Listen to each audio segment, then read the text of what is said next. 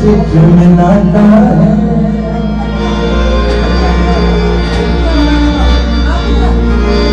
रसूल की फजीलत को गैरों से क्यों मिलाता है। उसको खुदा ठहरा ये नस्ल हमारी है। मुकद्दस कौम और इस्लामी कानून का कहते हैं किसी को बताने ये हक नहीं दिया कि वो उसको अब्बा कह सके, लेकिन मसीही कौम के पास ये हक है।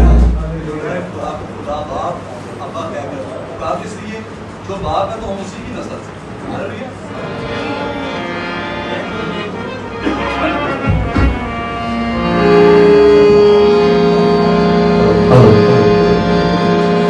मिर्जा भी नहीं छोड़ा गैरों से भी यारी है।